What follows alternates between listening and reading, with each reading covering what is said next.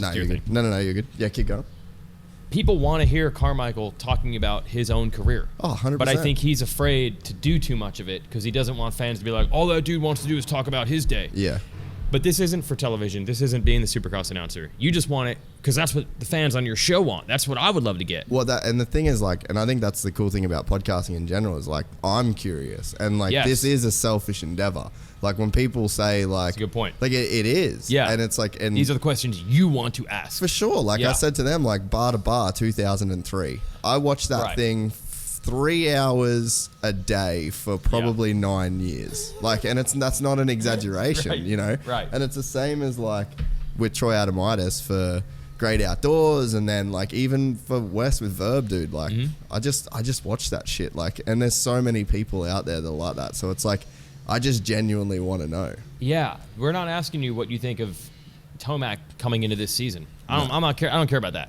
I want to ask you about 2003. Yeah, right. And like that battle between like him and Char, like him, it's like, and to hear them talk about like, yes, dude, that's the gold. I want to hear about you, bro. Yep, exactly. Don't worry about what people say. Do you want to maybe just move that mic so that way, like you stay where you are, but yeah, just move that so like it's, that. Yeah, okay. More in front of you. Yeah. I'll just make sure that angle's still good. Oh, jeez. I gotta make you look. You good, care bro. Way too much, man. Yeah, but this is how it rolls, All man. right, that's what makes the show what it is. This is where the cheddar gets made. So Okay. This is the guac. This is the guac zone. Oh, they make it right in front of you. Fresh guac. Righto, Jason Weigandt. Yeah. We're doing it, bro. I didn't think it would happen, to be honest. First of all, you're 3/4 of the way around the world away from where I live. So the chances of us doing this in person, slim to none, and here we are. Making it happen. One of my favorite guys. I think I appreciate that. I think you've got you're a super genuine dude, and you've got a story that hasn't really been told. I don't think.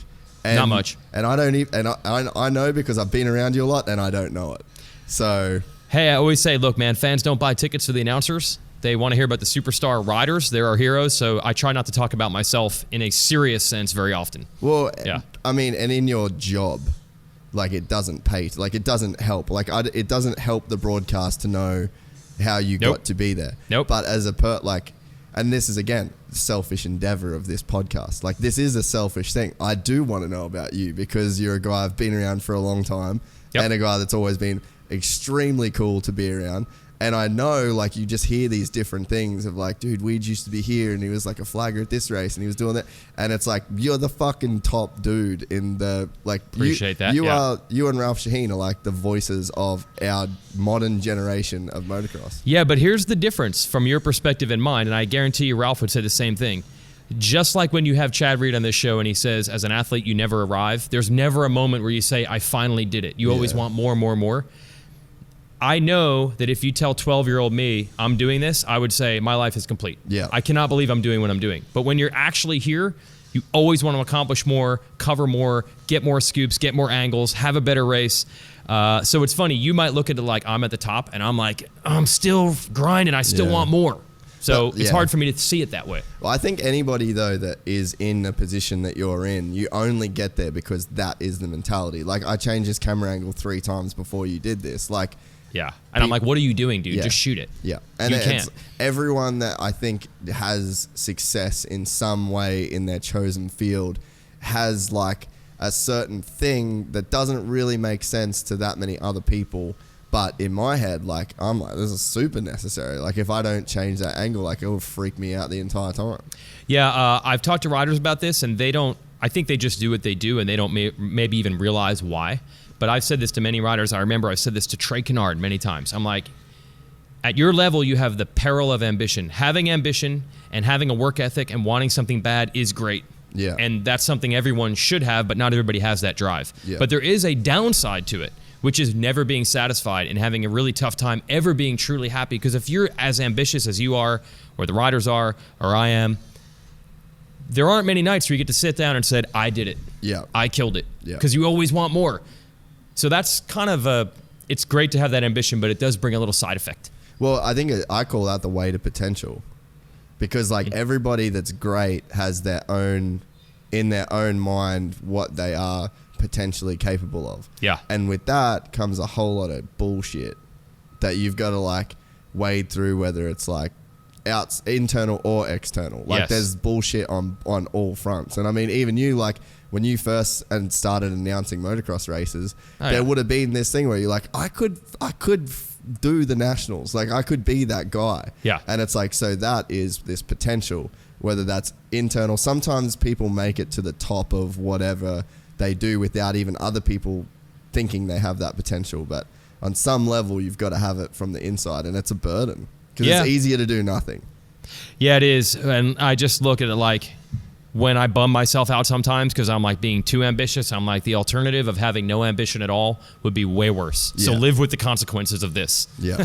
So when did you get into, and like what was your road? Because I've always been super interested in it. Yeah, okay. So I'm glad you asked because I always make this joke that this sport is so insular and so insider and so core, like there aren't casual fans. You're either super into it or you've never heard of it. Yeah. That all fans take ownership of this sport. So a lot of people always are like, who is this guy in our sport or who's this guy in my sport? Yeah. So I think, I don't get mad at a lot of things, but I do get angry when people think I'm some outsider that like learned the sport or discovered the sport.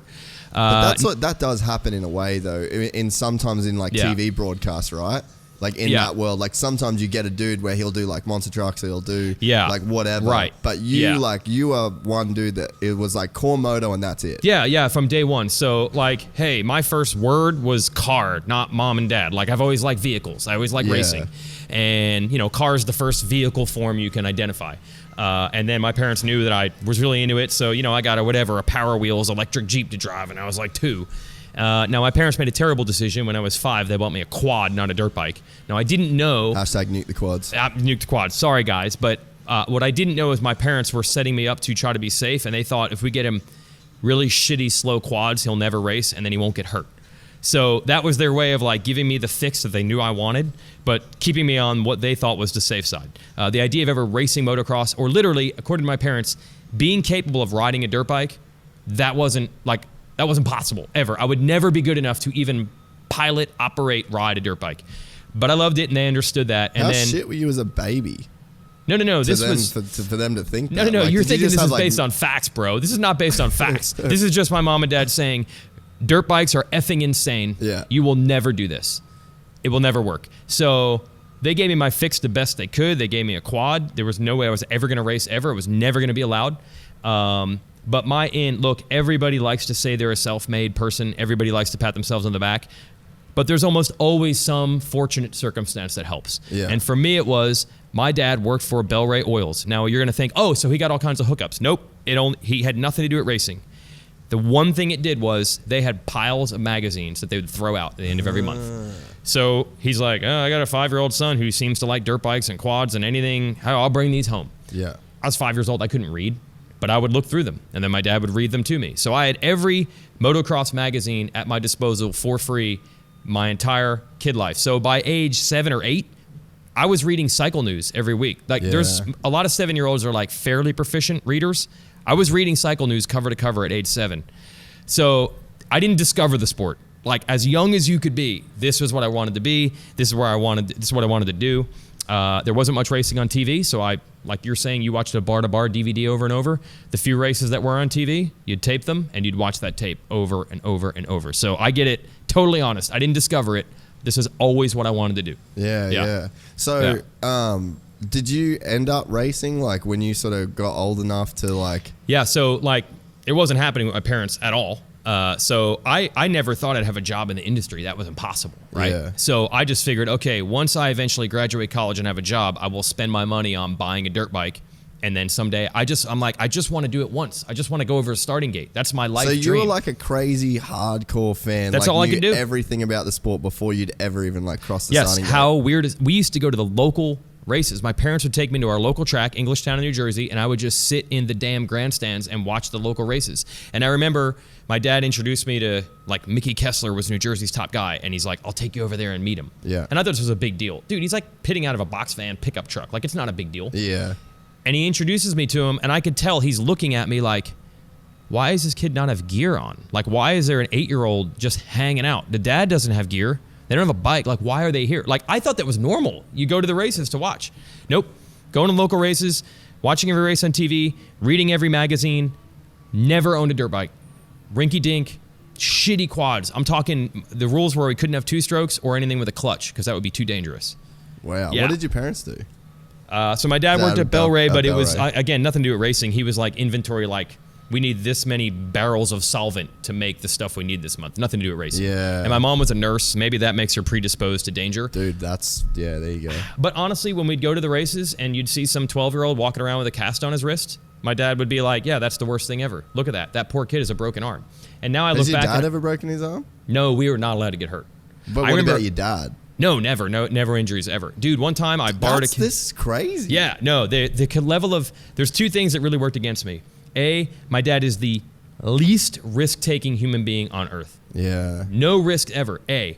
B, you know, most dads are like, especially in this sport, they think their kids are maybe even better than they are. They push them super hard. Your dad is the exact opposite. Yeah, my dad pretty much said, you'll suck at anything you try. So the chances of getting hurt, very good. And the chances of you being good, very slim. So stay out of it. And one of my dad's favorite things was when Ricky Carmichael came to our local track once a year for the Kawasaki Race of Champions. On an 85, he was like 13. He was doing knack-knacks and winning by like a minute. And then he took his helmet off and he had red hair. And my dad's like, you see that? Redheads, crazy temper. That's what it takes. Wow. You've got to be a wild, reckless, temper, redhead. That's not you.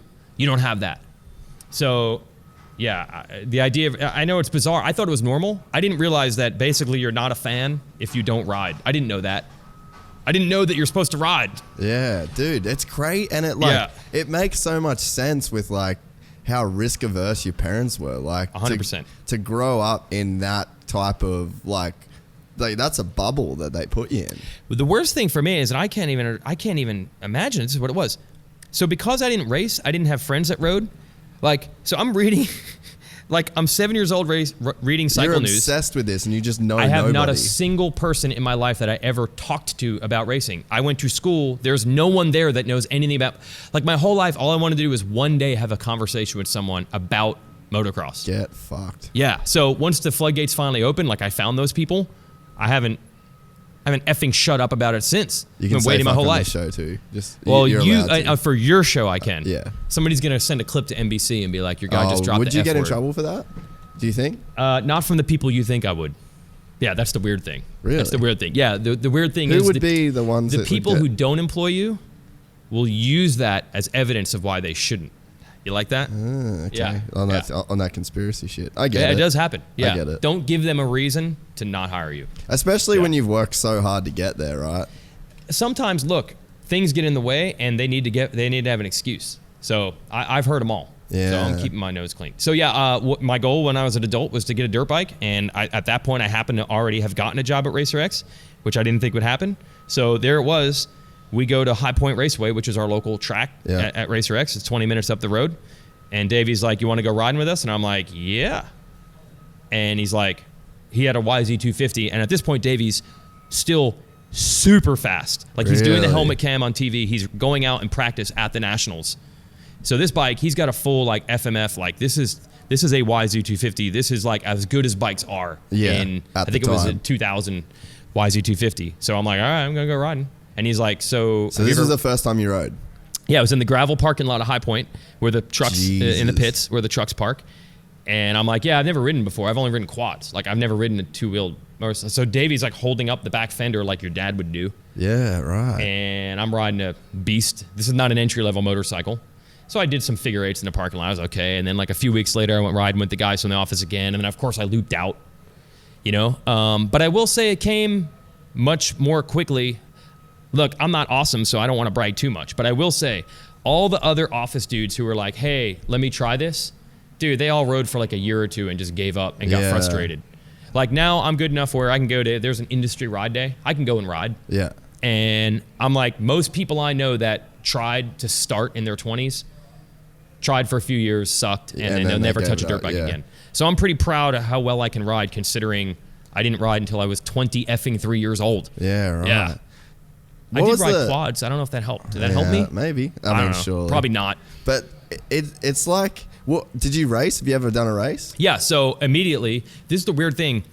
The world has changed so much in a short time. I'm talking like 2003, 2004. Back then, everybody raced but didn't ride. So we would, if you had a dirt bike, you had to go to the race on the weekend. It's the only time you get on a track. Yeah. So like the 4th time I ever rode an effing dirt bike, I raced at High Point, and then I raced at Steel City. And we had the D class, which is you're not even allowed to do doubles. Really? Yeah. So there's ABC in the United States. What do you guys call them? Juniors? Intermediates? What do you call them? Yeah, we sort of say like A and B. Like we only really have like A and B. Or so like pro support, really. So there's like a... So there's like a barely you shouldn't be here. Some tracks have like a, hey, you've never ridden before. What's that? Brandon's first race? It is That's like D-class. That's D-class. They're like, you're not allowed to do the doubles. So it'd be me and like 6 other guys. 3 of them are probably my buddies.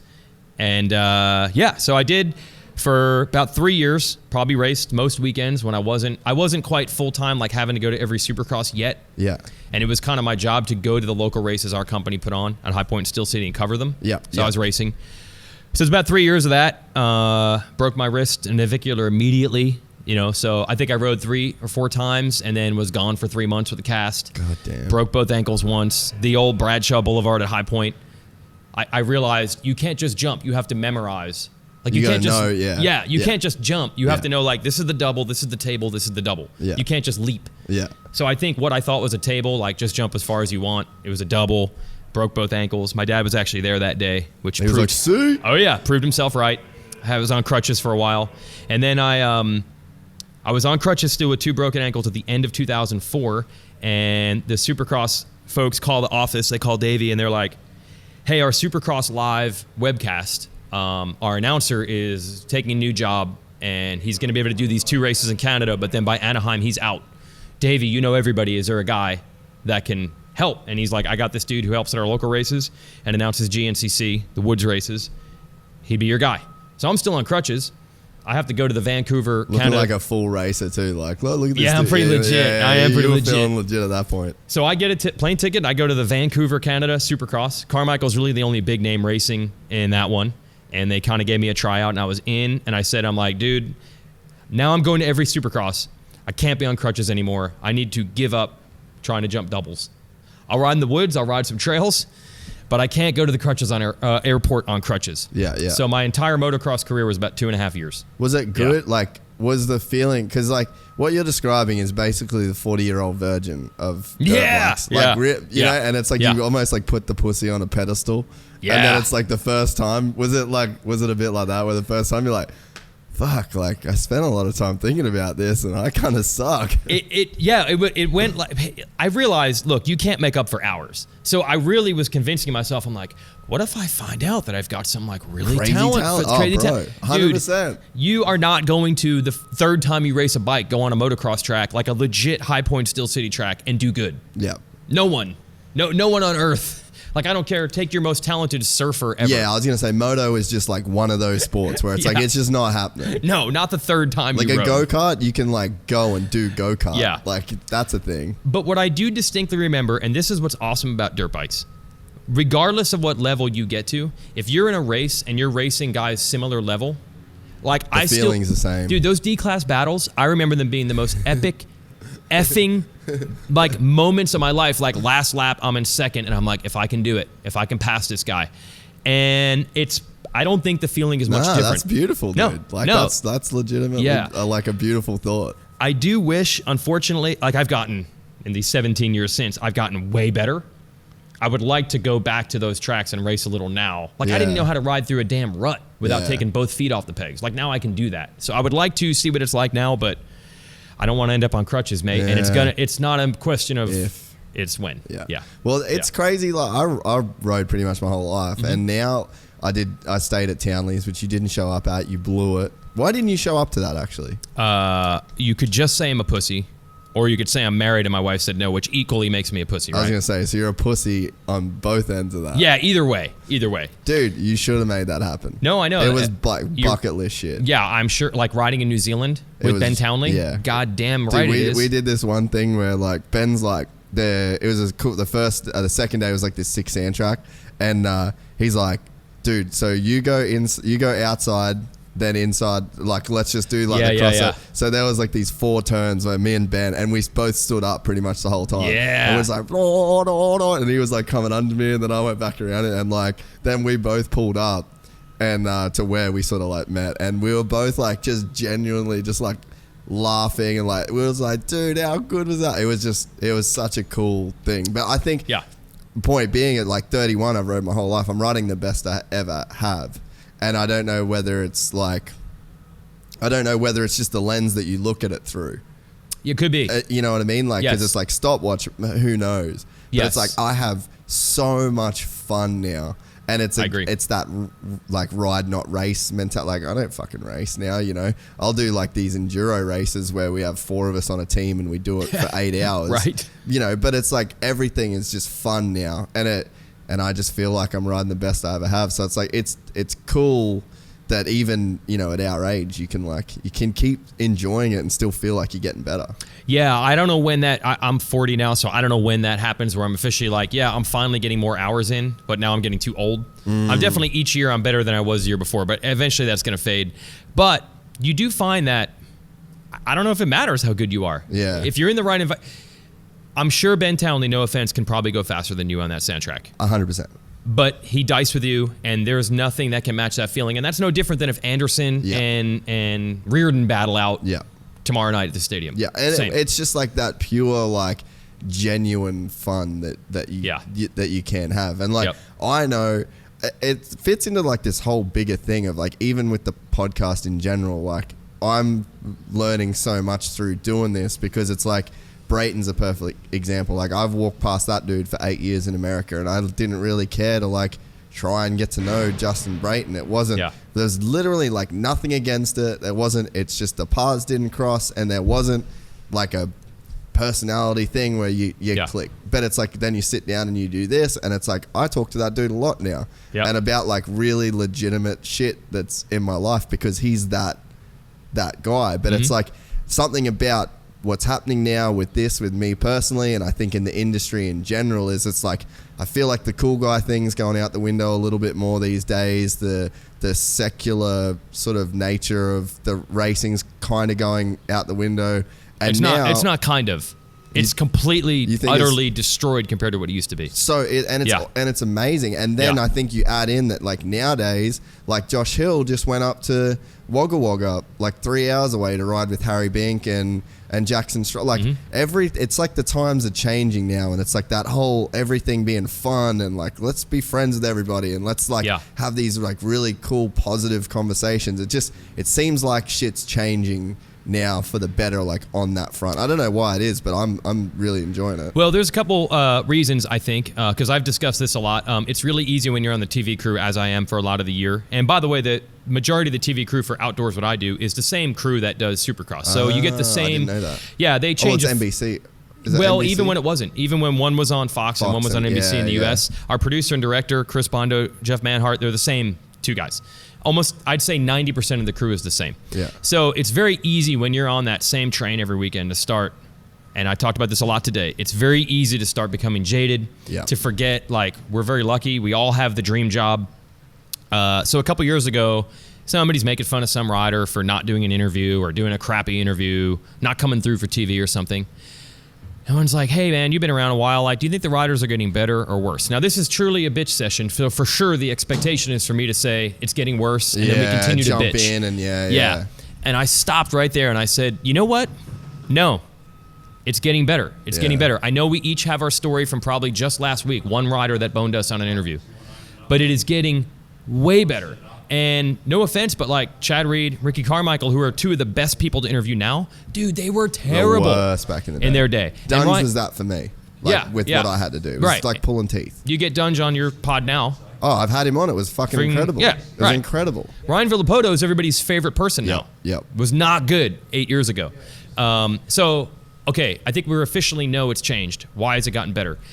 I honestly think one of the reasons it was getting so bad for a while was there was too much money at one point. The entourages, because when you're making like $10 million a year, you can get a much larger entourage. And we got to the point where those dudes were flying private planes. They were only surrounded by their people. They didn't have to interact. They had their own orbit, their own island of people around them blowing smoke up their ass the whole time. Yeah. And everyone else on that island was against us. Yeah. Those aren't our people. We're our like people. full tribe mentality. It 100% was. And you could see it. Like, there was Chad's people, there were James's people, there was Ricky's people.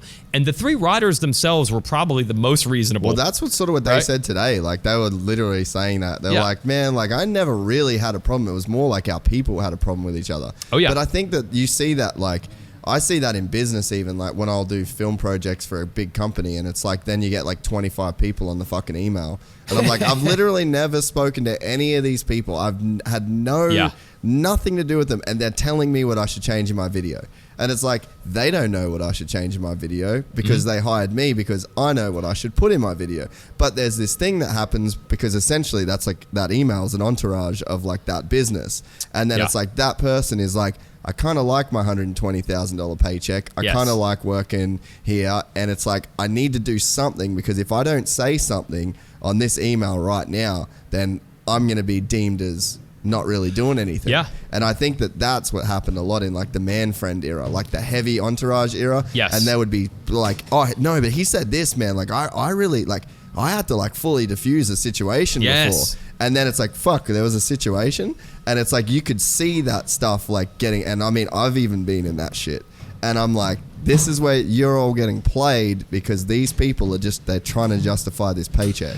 100%. And I saw that where, like, okay, if you're trying to justify the guy paying you to be in the entourage, the first thing you do is you kiss his ass. So you tell him how he's better than everybody else, A. And then B, if you could maybe be a spy and give him some dirt on the guy you're supposed to hate, oh man, you're so valuable now. Superstar. Yes. So in late 2000s when the economy tanked and the industry has come back, it's better, but it's still not where it was. And when there 2005, there was so much money in comparison. We don't have the entourages that we used to have. Yeah. And I think that has made a huge difference. And then maybe advent of social media and YouTube, people have realized they can make money by showing their personality and being cool. Which that's super new though.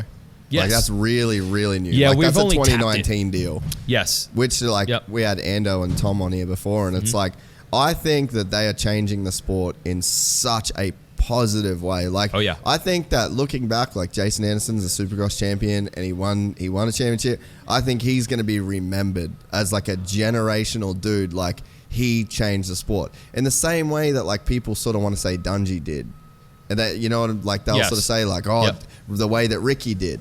Like Ricky come along and he did this, and then because I thought it was interesting what wow. It's going to be right in shot. Wes is going to hate that. You don't care. Stop. You're good. And Josh Hill was saying that like, so it was him and Lawrence. Yeah. And they were like doing really good, but then Dunge beat him in the championship. Can you imagine the different fork in the road that the sport would have taken if like Josh Hill was winning the 450 championship and J-Law kept winning 250 championships? Oh, yeah. Like, if they shut Dungey down. And then it's like the whole Dungey era, like that doesn't even happen. And then Lawrence is in here saying like, I just kind of got so sick of like everyone doing the same boring thing on the podium. And it's like, so now he's like already never even done a pro race and he's already got a tagline of like the whole donut thing. Yeah. You know, and I think that's Jason Anderson and Dean Wilson. Yeah, I'm with you. So I know what you're saying. When Anderson's done racing, he's probably going to be more remembered for... Yes. Okay, so anytime you hear somebody trains hard, they get referenced back to Carmichael. Yep. If you hear anyone super consistent, they get referenced back to Dungey. Yeah. And yes, 10 years from now, someone will be really cool in some way with fans, and they'll be like, oh, it's Jason Anderson style. Yeah, it's like full Dino and Ando style all over again. Yep. Yeah. But it's like you need those, like, but one is a byproduct of the other, if that makes sense. Like you needed Ricky to do his thing first. Oh, right. And then Dunge come along and like took the influence from Ricky. Yeah. And then took it to that level. Yeah. And then... because of it's just constant cause and effect of like this kind of... It is a real easy narrative for people like us to say that. Like, oh, it went too far one way, it's got to flip the other. But I think the real brilliance of what Anderson is doing, all he's doing is just showing it. Yeah. He's having more fun than guys at his level.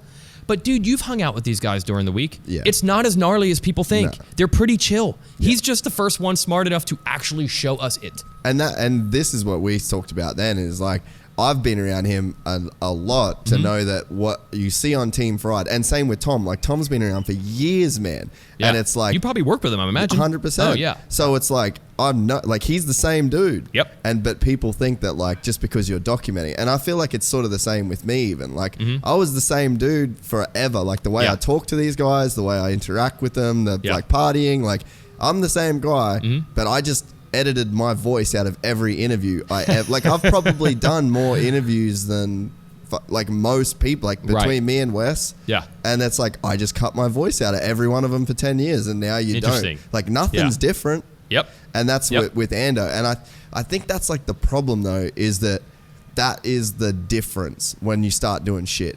What's different? Oh, well, he's filming this YouTube thing now. Well, he's not acting any different. They're just documenting what he's always done. So it's not different. The only difference is they're putting it out. But Absolutely. People get held back because as soon as you start fucking around with videos, and all of a sudden that means you don't care about racing. And that's the danger zone. And in an interview I had with Jason today, he said, he's like, I've been fortunate with Team Fried that my results have still been pretty good. Yeah. But he's aware that if he starts sucking, dude, the Team Fried thing, then some people are always going to love it, but some people are going to start pointing at it at a negative. And you mentioned it's Jason and Dino doing it, but poor Dino, here's the problem.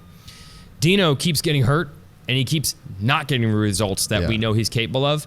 So I can tell you there are people in the industry that are like, the reason Dean Wilson isn't doing as well as he should is because he does this goofy stuff on Instagram. Now, you and I know that takes 5 minutes. Yeah. It doesn't mean you're not training. Yeah. But you have to have the perfect storm. Anderson's good enough to do both. Yeah. And I don't think most people are confident enough that they're going to be able to pull both off. Because if you start sucking, you're in trouble. Yeah, but you think about a kid like Jet. Oh, so he doesn't it's care. like right now, like let's say we live in a land where Trey Kennard's racing. Yeah. Maybe Trey Kennard probably can't do both because it's like he's already in his career, he's got a routine, he's got the family. Okay. Right. So like if let's say the whole YouTube thing becomes like the next big thing and everyone's got to do the YouTube thing. Like there's guys where it's like Ando's that cool. Yeah. Like he is just that cool. Yes. Dino is that You cool. got to have it. And like, but nowadays I think that like a guy like Jet Lawrence, his mind's open.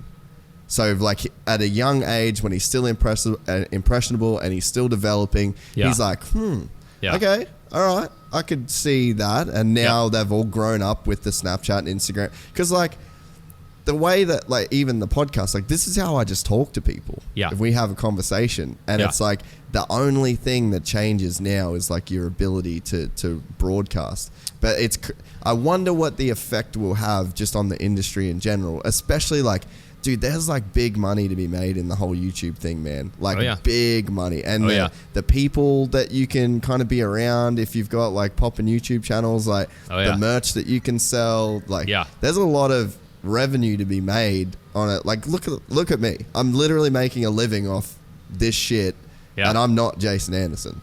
So it's like, imagine to the level at which that dude can make something like this work. It's going to be a big bridge to cross, though, because one of the big things that I hear from fans all the time that I always have to correct them, they're always saying, yeah, you know, the guys are supposed to get results, but ultimately they're marketing and PR people for their teams. And I say, no, man. When you talk to most teams, they're there for one reason and one reason only, and that is to get results. Being marketable does help a little bit. Maybe your gear deal's worth a little more.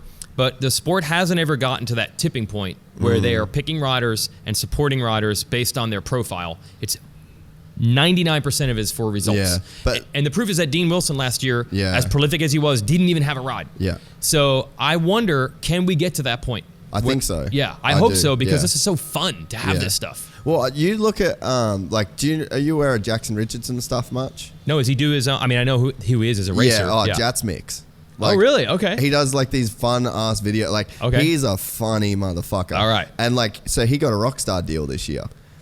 They pretty much said like, we don't care. We don't really care. Like he's a privateer. Privateer, all Rockstar, Nobby Underwear sponsors him. And they're literally like, don't care, just like be yourself. Be because he's the most watched rider in Australia. He's so interactive with Dean and like all of those big dudes that are doing anything over there, they love his shit. Got it. So it's like I think is like maybe one of the first dudes that's actually had some checks to race to just be like, dude, just be yourself. because you're awesome and people really like it.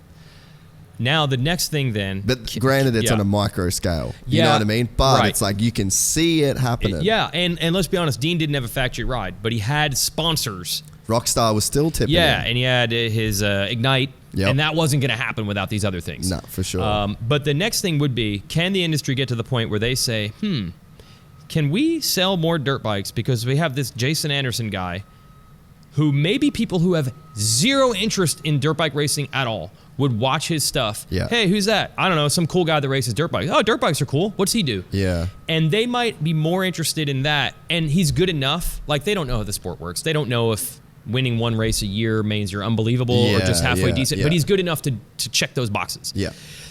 There is a chance that Team Fraud could expose people more people to dirt bikes than some of the traditional. Dude, Gypsy Tales has. Yeah. Like, I get messages from chicks. Non-dirt bike people. No, because I do enough non-dirt. Like, it would be like 50-50 my content. Okay. So it's like 50-50 dirt bike. And then when I talk dirt bikes, I really don't talk dirt bikes. Like, it's not... We don't try to do like, life It's stuff. more just, it's just random shit. Yeah. And it's like we've got all of these people that will message and be like, oh, I'm going to watch Supercross this year. Like, there's people that they just don't know. They just like following the podcast. It's like a consistent thing that happens every twice a week. There's like new shit. And they're just like on board for like to watch the whole like ecosystem of Gypsy Tales. But I get that. I've got like one vegan chick. She's like a vegan, like a super famous vegan chick on Instagram. Okay. And she listens to the podcast and she's like, I think I'm going to watch Supercross this year. And had nothing to do with it Literally, at all. I just got a random message in my inbox of just like, she's like, oh yeah, I love the podcast, blah, blah, blah, watching motocross. And I like, dude, I've got guys that have messaged me, one guy in particular. He said, I haven't owned a dirt bike in 15 years and I just bought a new dirt bike because of Gypsy Tales. So it's like, it's a super small scale compared to like the kind of platform that Ando has. But like, he's got nearly 1 million followers on Instagram. He's a Supercross champion. He's on national television in America every single week. It's like, so if I'm influencing that shit, imagine what Team Fried is doing. And we have learned, for example, say I like basketball. I like the NBA. But I have now gotten to the point where I know I can learn more about it by listening to a podcast of experts talking about it than I can watching the games. So I am now following the sport through a completely different metric than used to be the case. And maybe that's the case with YouTube. There's that phenomenal F1 documentary series that was on Netflix. Insane, eh? 800% more interesting than watching the races themselves. Yes. But if you're the sport, you've got to realize that that's okay. Yes. Whatever way they're seeing us and interacting with us is okay. So I hope we can bridge that gap and everyone can embrace what Anderson is doing and say, dude, as crazy as live Supercross television is, this is potentially better or at least the same in some way. But that's the thing is, like, I've always kind of thought that, like, and the UFC is the best example of it. Yeah, they don't care. Whatever it takes, they do it. Yes. But the stories suck people in. Like, when I was living in America with Jay, right? So Jay Reinenberg, his family. Jay never liked fighting. When I first got, because I've liked fighting my entire life, so I'd get there and I'd be watching the UFCs and I'd be like, hey, I'll give you $50, I'm gonna get the pay-per-view tonight. And he started watching it and he just like, he wasn't into the sport itself, right? And he was like, dude, he had like his idea of it. But the UFC does such a crazy job of telling the guys stories. Yes. And then there's this whole, so like just the fight is the nucleus at the center of the atom. Right. And then all the cool shit is like the electrons and protons that are spinning outside around it. And it's like, you need the thing that you need the hub, you need that central thing. And it's for us, it's going racing 17 times a year indoors and 12 times out. Right. And all of the electricity is generated around that nucleus. And that's the way that I look at it. And I think that now with the, podcasts that you do, with what Mathers does, with what I do, like people care about stories. Jay is now a hardcore UFC fan that goes to the fights. Like that's what all me and him talk about is fights. When live fights are on, even when he was living in America and I was in Australia, we would be like FaceTiming or texting through every fight. And what sold him was the stories and the people. And it's like, that's where I think that the focus needs to be on. Like, you want to grow the sport, get the people out to as many people, because like, it's easy to just, it's like a yes or no on like, I like bikes or I don't. But it's like, fuck, it's like, it's pretty easy to sell people because I have a lot more in common with a person than a dirt bike. Yeah. The only problem is it's got to be done well. Now, look, you and Wes and the Verb crew, I'm glad social media is here because the Verb crew did such a good job of, you had relationships with these riders. So when you would do these videos or these interviews that you were editing yourself out of, your stuff was good because the riders knew you, they trusted you, they were themselves around you. I'm sure you've also, be it moto or not, been a part of shoots where they tried to get the human stories and the stuff sucked. Yeah. Like the concept, reality TV's been popular since late 90s-ish. We had Survivor in the US around 2000, and that was a British thing. That had come from England. So reality TV is actually not that new. So I feel like in our sport, or in every sport, they've had this, we need to show the guys away from the racetrack. We've done it a million times, but it has to be done good. It actually has to be done well. Not anyone can do that. Troy Adamitis knows these guys. He can get them to cry on camera. Yeah. The relationships when you and Wes were doing these things and everyone else on the Verb crew, you could get that stuff. I have relationships with these guys. I can do that. But when you see someone do a crappy job of it, you're like, dude, you just blew up. That was our chance. Yeah. And it sucked. Like, they love to show the guys doing pull-ups and push-ups and here they are on the rowing machine. It's so hard. And I talked to Anderson about that today. He's like, I feel like everyone's seen that. Yeah. And if we were going to grow 1,000,000% showing how hard they train, it would already happened. Yeah. We gotta do something else, dude. Yeah. Okay, I get it. They're in shape. They work hard. I understand. Give me something cool. But then, like, that's right. And you're like, what you're saying is so right. But then, like, so why are people criticized when they do different shit? Because it's almost like the guy's like, oh, well, fuck, if it's played out, I'm down to go jet skiing. And then as soon as you see Ken Roczen on a jet ski or on a surfboard, it's like, what the fuck is he doing? Why? So it's like, I get it, because these guys, like, they're just scared to do anything different because they're like, you literally get crucified. Yeah, we're just lucky that there's enough parity right now. We've had, what could you say going to Anaheim? There's 8 or 9 guys who'd be like, I could see him winning a race. That wouldn't surprise me. So it gives them all a little more rope. Like I said, I don't know if Anderson is the best guy, but we all know he's capable of doing well. So that kind of gets him off the hook a little bit. It was even worse when there was a time when there was like, only 3 guys were going to win. So the rest of you dudes, you better not show that you're slacking because we know you're not going to win a race. So you better at least show that you're trying as hard as you can. Some of the guys get a free pass because I do feel like we have a little more parity in the racing right now. So if you don't win on a given weekend, it's not because you suck. It's because, like, well, you're one of 8 guys that can win, and you weren't one of the guys this weekend. But I just hate when I see, from doing this show and even the stuff you did previously, how good the interaction can be and how genuine these guys can be and what great stories I have to tell.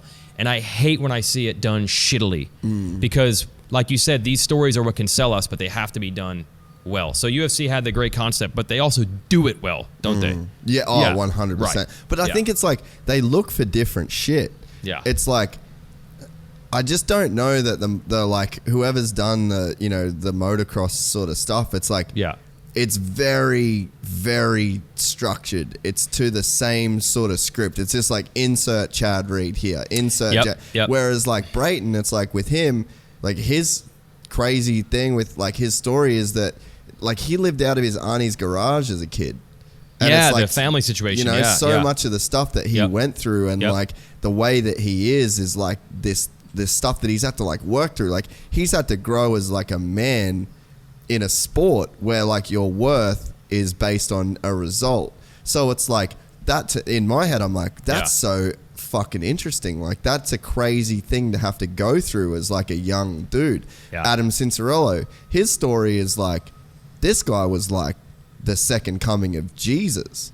And he's had to live his entire childhood as the phenom, the prodigy. It's like, what would that be like? And then you look at Cooper Webb and it's like, Cooper Webb had to grow up in that dude's shadow.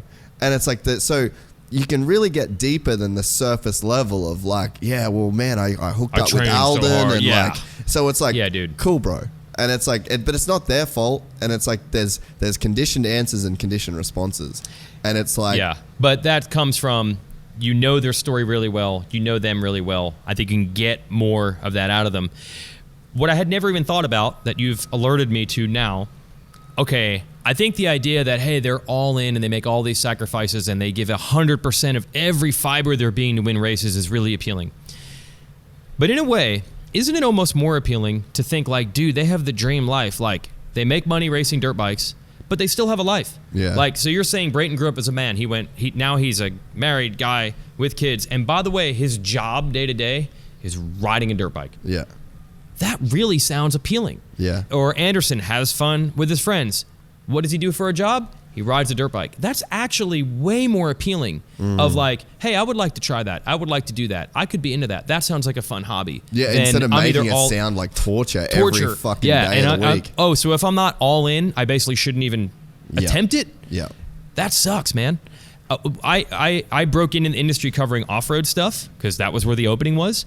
But I always felt like in that 2005 era when there was all this money, the off-road guys were making like pretty decent, not even close to moto, but they could make money. Yeah. There was so much money around. And I was like, dude, I would pick their life over Stu's life any day. Because they're making $500,000 a year. Maybe they're not making 5 or 10. They're making $500,000 a year. And That's they're just a good paycheck in America. Yeah. And they're like, dude, their riding would be like, I'm going to go stay at this guy's house this week. I'm going to hit this race this week. And I was like, dude, that sounds so fun. And you're making money. Yeah. And you're doing it on dirt bikes. That is rad.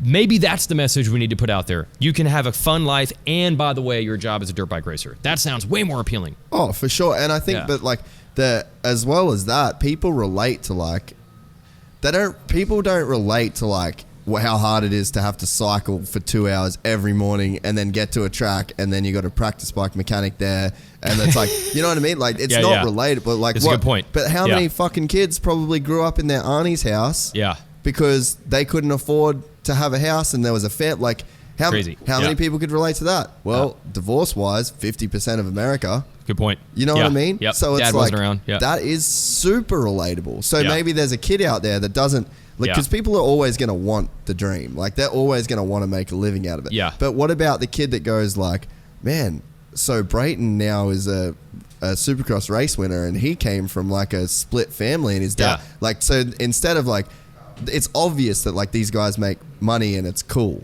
Yes. But like what's not obvious is like, hey, maybe you don't have to have this perfect life to have the perfect job or the perfect thing.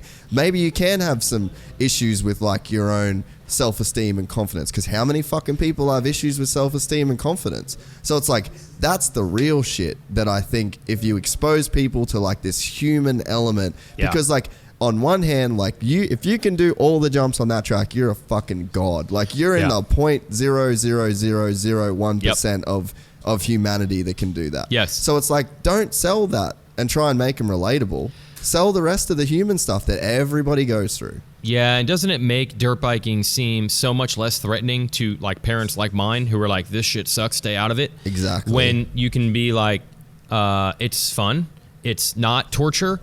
No, there is no worse message you can put saying to achieve your dreams, your life is going to be miserable. Yeah. Like, that is a terrible message. But that's so American, dude. Like, I in a way, so. like, because the whole, like, get up and grind. Oh, yeah. You know, like, no days off. Like, that's a culture that is, like, fully born in America. Yes. And it's, like, the capitalist hardcore model.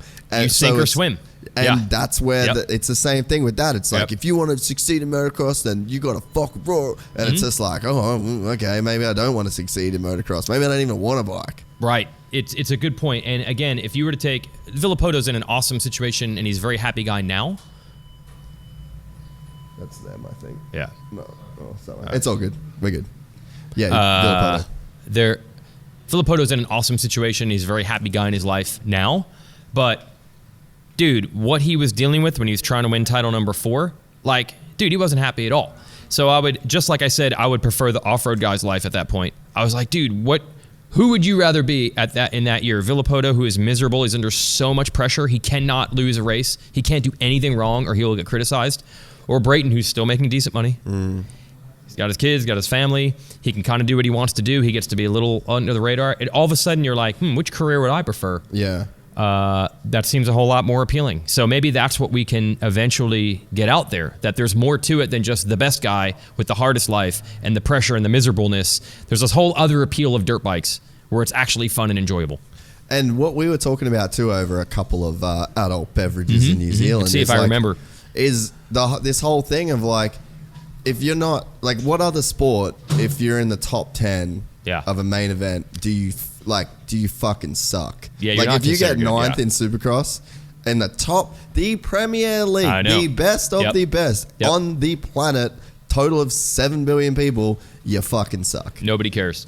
What's other sport? Like, name another sport. It's crazy. No, but I know why that is. There's two things that work against motocross and supercross in that sense. A, we don't have the parity that other sports have. Look, I'm sure you can remember going to your local track when you're a kid, and if someone randomly showed up for the first time and said, "Who's the fast guys?" you could name who the three fast guys were. Yeah. Right? So that's the nature of the sport. It's always going to be top heavy, where this guy's always going to get ninth and this guy's always going to get first. It's not like the ninth place guy next weekend becomes the winner. That's not very common. Like I said, we have more parity now, but it's still not that much parity. Yeah. Second of all, most motorsports, most team sports, you're on a team, so you can kind of hide around your teammates. We don't know if you're the best guy or not because you're part of a team, so that helps. Motorsports are individual, but in most motorsports, you can blame the car. Yeah. You can blame the equipment. Here, we truly believe, the bikes are nothing. It's every athlete against every athlete every week, and the rider makes more of a difference than the bike. So if you're getting ninth, 8 other people we know definitively are better than you. Yeah. I don't know how many other sports you can. At the end of the night, in what do you watch? Do you watch AFL? What do you watch? I don't really watch sport that much. Okay, well, you like fighting. Yeah. But see, fighting's different because it's just two guys. It's sort of the same thing, yeah. But it's two guys that there's like you don't all go against each other every week, and you can respect like even if you lose a fight, and it can still be a really good fight. Like I see, you know what I mean, right? And it's like it takes. You had your moment where you still were better than him, even if you didn't win. Like you could lose like a split decision to where it's like they draw, So it's like I guess it's different in that respect. Yeah. But you are right. But I think that the formats and the sport itself. And the way that the races are run, like we've got to the point. Like I honestly think that in motocross and supercross, it's like we've topped out.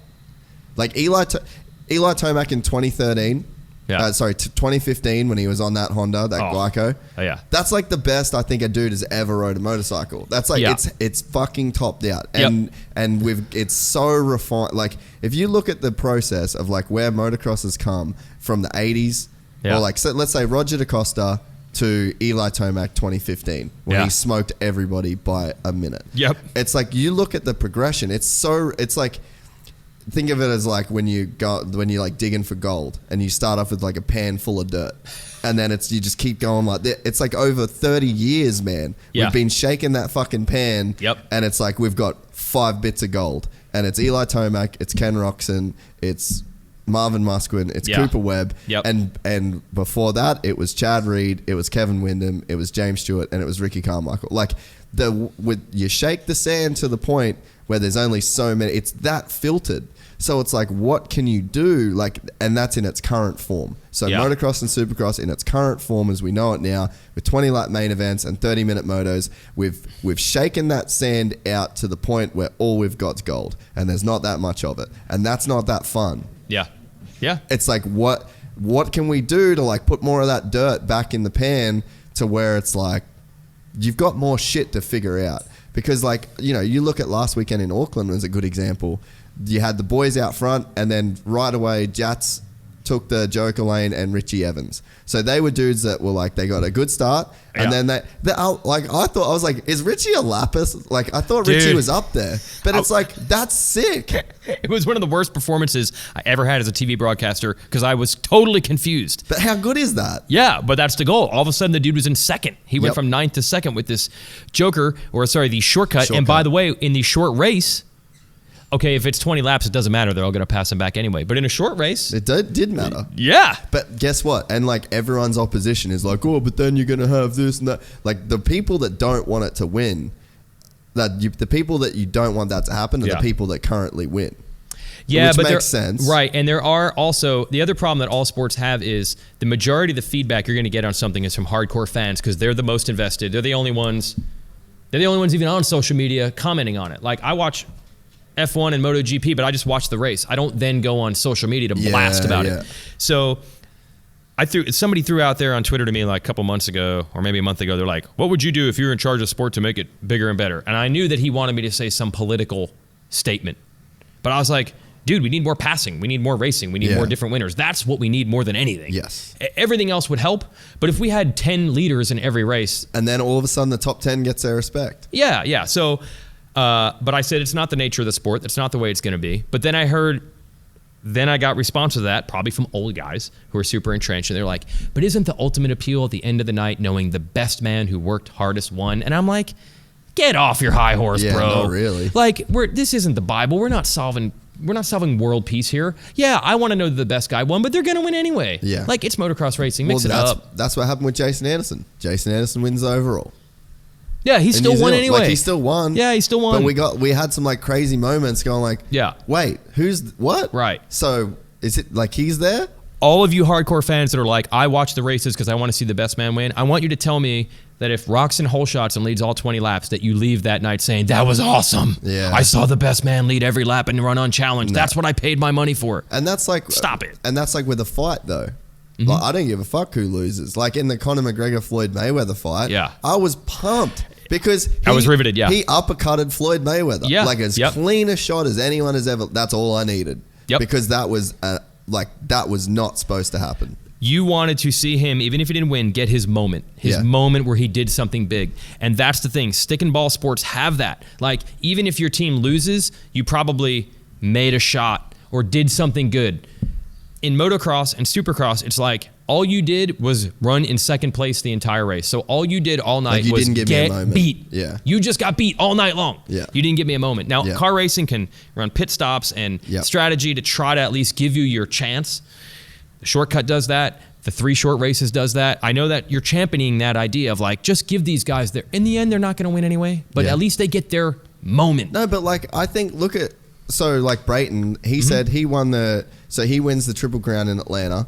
And then the very next weekend wins his first race at Daytona. Yep. And it's like, how many guys are out there? And even the Monster Cup. I freaking love the Monster Cup, dude. Like, Mookie goes out and gets a win. Imagine what that win feels like for Moto Concepts for the entire off-season. Yeah. Like, what does that look like if you extrapolate that out to the entire industry? Yeah. So let's say we've got 6 motos in the 250s and the 450s combined over the night's racing. Yep. Let's say you get 6 different winners of each moto. So that's like 6 teams that are going back through the week to that test track. Pumped. And busting their ass. Like, dude, we can do this now. Like, let's fucking grind on some settings. Let's put in some time on the dyno. Like, let's put an extra session in here. Let's watch some... what's the accumulative effect of just more people winning anything, no matter what it is? Because it's like, it feels good to win.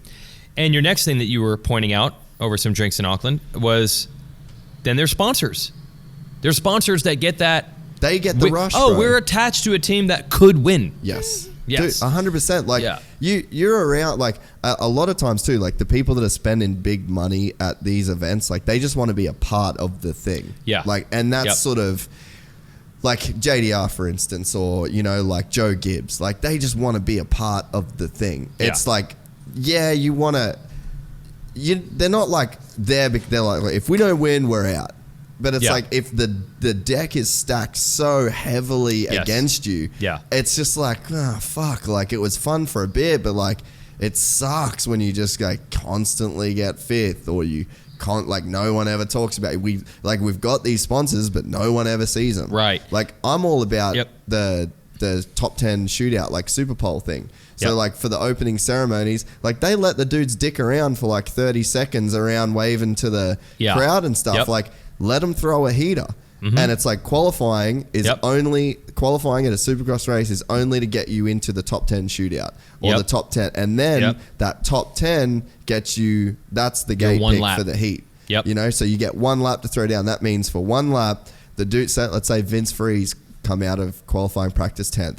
All of a sudden, he's got a Smart Top logo everywhere. You know, you could, maybe it's even to the thing where, like, because you know who's on track, you don't even have to run your number anymore. You can run a little number in the corner and a big ass logo. Okay. So you could have like your own Super Pole logos on the, you know what I mean? So it's like, it's just opportunity. Like guys need opportunity because these teams are going to, and I was in those meetings as a guy that was sitting there trying to sell DC shoes, trying to sell J-Star Motors, trying to sell this shit. And it's just like, if you go, look, we're not going to win the championship, but our dude, he's in the top 10 every weekend, and that's a minute of live TV, you know.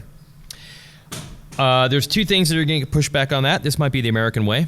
Anyone listening to this in the United States will be like, oh, good job, millennials. You want to give them handouts. Why don't you just run a long race and may the best man win? And if you're not good enough, work harder. Okay, I get it. I guess we're watering it down. We're giving handouts to the 11th place guy and get in the top 10, and we'll hand you a minute. Again, man, But the 10th place dude could still go out and throw a heater. Like, he doesn't suck. Yeah, he doesn't suck. He might not be have his starts on point. He might not, but he could qualify, and then he could get the first gate pick. Like, these guys don't suck, bro. Yeah, and again, like you're saying, you're already talking about the elite of the elite of the elite. I'm talking about like Justin Hill, who's won a fucking championship. I'm not saying give Dakota Tedder a minute on, and no offense to Dakota Tedder, but it's or some local guy no one's ever heard of. Yeah, don't give them a minute. The dudes are in the top. They're the baddest dudes in the planet. Yep. Yeah, and look, man, all sports, racing or stick and ball sports, or even fighting, hey, it gets judged at times. No sport is based 1,000,000% on nothing but fairness. Sometimes stuff just happens and it affects things and someone reaps the benefit of it. There isn't any sport that's built around nothing. Nothing but you have to earn it and everybody else sucks. It can't be fair because you're on a different motorcycle. Yeah, right off the rip. Everything is different. You have games where you're in a home stadium or an away stadium. You got to just deal with that obstacle. Yeah. Sorry, we stacked the deck against you. Or in car racing, the yellow flag came out. Sorry, that screwed you. We stacked the deck against you. That's part of the game. Deal with it. So the idea of like if the races are too short or you do this super pole thing, it's going to prevent us from finding out who the actual best guy is. For the most part, you're still going to find that anyway. Yeah, and I kind of don't care. Yeah, you're like I'm here to be entertained. Like, dude, it's sports. This is a friggin' state. Like, this is a stadium for people that are like, hey, man, just show me some cool shit for an hour to distract me from the stuff that I don't really want to be doing. Well, doesn't that go all the way back to our other thing of if you're looking for sports as your escape on the weekend, to escape what you like, you'd probably rather hear good news than bad. So the Jason Anderson model of, hey, this guy's got a life that I wish I could have, sure sounds better than I'm watching these miserable people. Yeah. It doesn't sound appealing at all. It's a show. I hadn't given enough weight to like that thought. I had neither. This is what we're doing right now. Yeah. We're enlightening each other through this conversation. That shit is real too. Like with the whole podcast effect, like that, and that's why like Ricky was giving me shit. Like, let's just do it on FaceTime. I'm like, no, fucking, we sit down for 3 hours. I don't really know what I'm talking about. You don't know what I'm talking about. And we're just gonna figure it out. I have learned at times when there are times where you just want to relax and watch something you like, and you want to hear that it's cool. Not that it sucks, because that's exactly the opposite reason you're interested in it. Yeah, dude, you're so right. Yeah. So now that we're on a roll, okay, with all of this, we've just fixed Supercross. Yeah. Could we predict next year's champion right here, right now? No, because we need to embrace what we have right now, which is the gap between 7 or 8 guys is smaller than it was. Like, look, it was going to be Ricky or Stu or Reed for a long time. And then eventually we found out, I didn't realize this, but it was going to be Villopoto no matter effing what. And then it was going to be Dunge no matter effing what. We'd go into the season telling ourselves that it wasn't like that. But after about 8 races, you'd be like, yeah, should have known. Villopoto's just the guy. He just is. Anderson did a great job winning the title 2 years ago. Cooper Webb did a great job winning the title last year. You're a liar if you say unequivocally they proved they were the best guy, no doubt. And would anyone be able to say if you ran the 2019 season on a simulator 100 times, Cooper Webb is the champ all 100 times? Yeah. Could anyone say that? No. James Stewart 2007, 100 times? 100 times. Yeah. He's going to be champ. Yeah. Villopoto 2013, run that simulator 100 times. He's going to be your champ 100 times. That's a really good way to look at it, dude. Yes. That's a really good way to look at it. So there is more I'm not saying that Anderson or Webb are paper champions. They earned it, but it's just different now. Yeah. If Tomac wins a title, if Roczen wins a title, if Marvin wins a title, if Webb wins a title, if Anderson wins a title, who am I leaving out? Is anyone going to be like, I can't believe that happened? Yeah. No, it's great. You're so true. Yeah. What do you think has brought that back in? I think a lot of it has to do with the whole like training facility thing. That was, I think you were there. Ricky's had a theory about that. We were talking about that. Yeah, his theory is, I mean, there's a million reasons, but his theory is that, and I've said this, on the amateur level, you can still game the system a bit to a degree. You can be the guy who rides more motos than the other guy. Maybe the other kid's in school. Maybe you have a better trainer than him. But when you get to the professional level, everyone is all out. They all have trainers. They all have factory bikes. Yeah. They're all full-time, working all the time. Now I think we've seen it creep into an even younger age where they're all developed the exact same way. You don't have someone who, when I was 12, I rode 40 hours a week and you rode 4. Now they're all doing about the same thing. Yeah. So or like a guy like Plessinger that's like, I kind of rode some woods as well. What the hell? Yeah. How did that work? So that might be a factor. That's one of your theories, you think? That the training facility has kind of made everybody kind of rise at the same level? And then I think to take it a step further is I think that these guys are so close that they're in such close proximity to each other that they sort of... Oh, they're ruining you, mate. That's all good. I kind of expected it at some point. I think that these guys are like in such close proximity to each other that like Cooper gets a chance to beat Marv 7 days a week.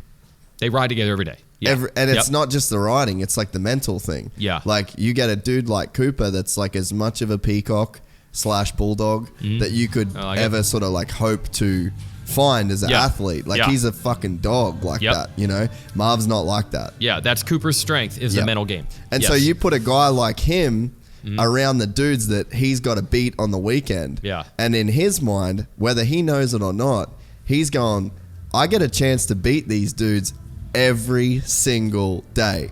And then I think from what Ricky was saying before, Marv was beating Coop lap times wise every day at the track. But then he'd get to the weekend and he couldn't get it done over Coop. So, but then it's like, even though Marv's faster, in Coop's head, he's just going like, I'm just in his head. I'm in his, and he gets that chance over and over and over to like be this alpha dog every day. Yeah. But then in like the eras of like Ricky and James and Chad, they were so separate. They were so secular in it that it's like they didn't get a chance. So like everything was done on race day. Yeah. Everything. There was no social media. You didn't know how far.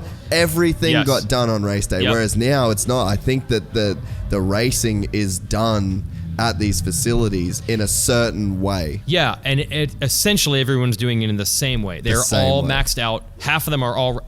There's like 3 camps that essentially comprise every top rider. Yep. Right? So how much separation are you going to get on Saturday when they're all literally doing the exact same thing every week? That makes sense. That's good. I believe in that. But I think another reason, this is so simple. I think that Roczen and Tomac were the guys that had the talent to just do what the other guys had done. Yeah. Just become the next dominant guys. They screwed it up. They both screwed it up. They should have been the guys. Either one of them or both. Everyone knew how talented Ken Roczen was from an extremely early age. And I wouldn't think there's anyone in Europe that's going to argue and be like, I don't know, Marv, Ken. No. We knew that Roczen and Hurlings were like next level, right? Yeah. Eli Tomac's next level. Yeah. In a run that simulator again, there is a chance that every race for the last 5 years are just who's going to win, Kenny or Eli. Yeah. It could have been that way, just like it was with the Ryans, just like it was with James and Ricky and Chad, just like it was with Rick Johnson and Jeff Ward. But this time, the 2 alphas screwed it up. What do you think they did to screw it up? Well, I mean, you just saw in the races. Kenny got hurt. Yeah. Eli crashes and has weirdo races. I don't mean they screwed up like they didn't try hard enough or they got into drugs or something. Yeah. They just didn't execute. They didn't get it done. And like, and you give people... They just crashed. You give people a sniff too. Yes. It's like, because I think that the Ryans and like with Ricky James and Chad, it's like, hey boys, it's like, I appreciate it, but you're racing for 4th. Yeah, you're never going to challenge us. And that was like, that's the... You know, the way that they sort of carry themselves. Yep. I think that's sort of similar to the way that Coop is like around in that. He's like, boys, beat me here all you want, but come Saturday, you know I'm going to smoke you. Right. And it's like that shit just doesn't exist with like Chad and Ricky and James back in the day. Eli lives in Cortez, Colorado, so that doesn't exist with him. That stuff's not flying with him. Yeah. Kenny's off doing his own thing. He's off that particular program. Yeah. So it's like, I think that there's that whole facility thing is so important to the way that we have the sport now. The parity that we have. Yeah. Yeah, I agree. I don't disagree with that at all. It's a percentage. I'd say that's maybe 80% of it. But I still believe that Roczen and Tomac were the two guys that had the talent to just be the next dominant guys. And this time, it didn't happen. I mean, James Stewart could have gotten hurt in his rookie season like Roczen did in 2017 and never had quite been the same, but that didn't happen. Yeah. Ricky pretty much never got hurt. And yeah, that's right. Not only do you have to try to come back physically, but now you've opened the door. In 2010, if Reed and Stu don't have horrible seasons, maybe the Ryans never become. Never happen, yeah. Right. But now the door's open. Tomac and Roczen are never going to get to the point now where they literally have everyone beat before they go to the starting line. No. Everyone's won too much for them to ever get to that point. They might still be the fastest guys. One of them can win the title next year. But they're never going to have the competition mentally eliminated before the night has even begun. But I think in that way... But they could have. Yeah. In that way that like that used to be a thing, Yeah. I think that's now a thing that's transferring back to this whole facility thing. Okay. It's like there's guys at the facilities... Yeah. that if you can be the top dog there, you can have all the rest of those guys beat before you even get to the races. Because you get that much confidence out of that. And you're around them all the time. And it would be a head fuck. Like when because you're dealing with different personalities and you're sharing a guy. Like essentially Coop, Marv, Zach, like they're sharing a girlfriend. Really. They are. Yeah. It's like they want that attention. They want they want to know what they're doing wrong. They want and it's like the same with me with like the jiu-jitsu stuff. Like there's people that my coach like talks to a lot and puts a lot into, and there's other people that don't. And there's feelings that get created with that. And there's a bunch of reasons why those things exist. But it's like that anytime you get like a tight-knit group and there's a lot of stuff on the line and it's like this little ecosystem, and then you've not only got the training during the day, but you've got the dinners, you've got the cycles, you've got the gym, you've got the travel, you've got the like there's a lot going on in that ecosystem, and no matter what, there's a pecking order that gets created, and it's very organic, and it's not like a forced thing, it's like a human nature thing. And I think that you're seeing some guys thrive in that situation more than others, in the same way that you would see a kid in class or it's human nature. Yeah, but he might come out on top more often than not, but the gap between them is going to be a whole lot smaller than it was if they were each doing their own individual thing. Yeah.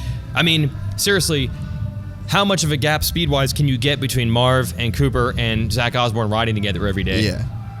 It's only going to come down to tenths if they're doing the exact same thing. Yeah. It used to be Mystery Island. Yeah. I don't know what this dude is doing. I might be totally doing everything wrong because I have no idea what he's doing, or maybe he's doing it wrong and I'm doing it right. So it's kind of led to some parity, and Tomac and Roczen had the talent, and they didn't win the titles that they probably should have. Because I think, look, would anyone argue that on Eli Tomac's best day, you're probably not going to beat him? Yeah, like no one could beat him. And Europe, I get it. Jeffrey Hurling's on a motocross track. Dude, that shit pisses me off. We're talking about a different topic right now. We're talking about different sports. Okay. It's on the same vehicle. Yeah. It's on the, but it is. Yeah. Supercross and motocross, they're a different sport. If you do motocross and if you do Supercross and Nations, who wins? Run your simulator. Run your simulator. Run your simulator. 100 out of 100. 100 out of 100. 1,000 out of 1,000. Healthy early 2017 Ken Roczen or 2016 outdoors Ken Roczen. What are you going to do? Yeah. You going to beat that guy? No. Probably not. Dude, the races before he got hurt, it was like, fuck, he could win every single race. Exactly. So this time it didn't work out. It opened the door for other people. It's awesome that those guys are still, like, Kenny and Eli are still capable. Yeah. But it's now led us to this cornucopia of 8 dudes that could win. So as far as the title next year, we got probably a 1 in 8 chance of getting it right. Like, there's no way. Put the lie detector on anyone and say, you know for sure? You could not do it. No. Cooper Webb, like, I was halfway through the season, I didn't think he could win that title. Nothing against Cooper. No. But it's just like, no, you probably won't get it done. Like, it's because it's really hard to do. Yes, against this group. Plus, you're talking about Cooper Webb. You're like, what is the track record here? The last 2 years, I've seen him struggle. Yeah. And now I'm just supposed to believe that he's definitely the best guy. Like, I need a lot more proof than this. Yeah. And then he did prove it. I I don't know. The other thing I think that's difficult for anyone, we want to believe that this is rider versus rider and athlete versus athlete, and we don't want to hear about motorcycles mattering. I mean, dude, I'm sure you've done the same thing. You've probably come up with every psychological profile theory you can on Eli Tomac of why there's 3 races every year where he just sucks. Like, why? And it honestly might be the motorcycle isn't the way he wants it. We don't want to hear motorcycles. Yeah. We want to think of the person. We want to break down the psychology. It could come down to that. Someone doesn't get their forks the way they want it. We don't want to hear that. Yeah. It's too convenient. But that's Occam's razor, right? Like the answer to your question is probably the most obvious one. But hey, maybe it is the answer. Sometimes. That's what I'm saying. Yeah, maybe it is. Well, that's the thing. Like, the most obvious answer is sometimes, yes. Well, it's 9 times out of 10 the right one. Yes. I feel bad for the riders because a lot of times when they do venture out and they say, well, the bike isn't working the way, people are like, that's just the excuse they're giving. And a lot of times maybe it is. That's America, though, again. It's like that whole... That's right. It's Work so harder. Cultural, bro. Maybe the forks really sucked that year. Maybe they just did. I know those air forks were pieces of shit. Yeah, that was a big problem. That was like a legitimate thing. We have seen proof sometimes where a guy gets something new and he immediately rides better. Yeah. So we know that not all the time that matters, but it does matter sometimes. Good luck predicting that. Like how that's going to affect, like, how do we know? Yeah. They're not going to let us see these settings, and they're definitely not going to let us go to the test track and find out, they're really struggling with the shock this year. Yeah. So you've got to throw that variable in your predictions for next year.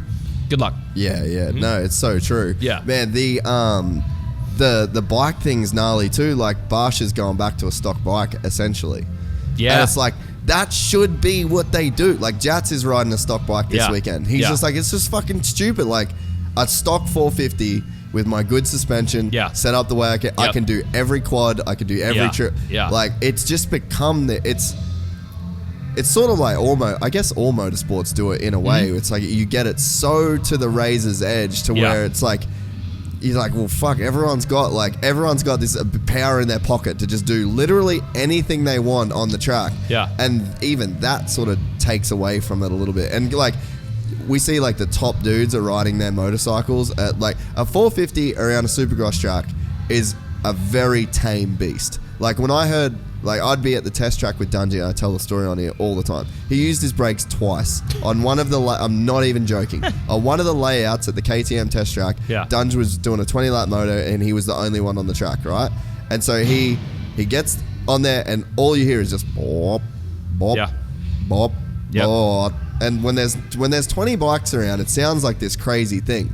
These dudes aren't really like sending it. No. Because there's fucking so much right here that it's like sketchy fast. You don't need it. You're not using it. It's there if you want it, which gets a lot of dudes in more trouble than it's worth. But like, dude, for Justin Barsha to be riding a stock motorcycle this year, like, I think that also says a lot. Like, that kid was a phenom. Like, if you would have said when Justin Barsha finished his 250 career, what his 450 career has turned out, you would have never said that. You wouldn't have expected it. And so much of it, and like he'll say, like, I like to rev the bike. That's what I want to do. That's my style. Yeah. I can't do that on this 350,000 horsepower 450 that's like trying to... And then I've got 6 feet in between each jump. No thanks, bro.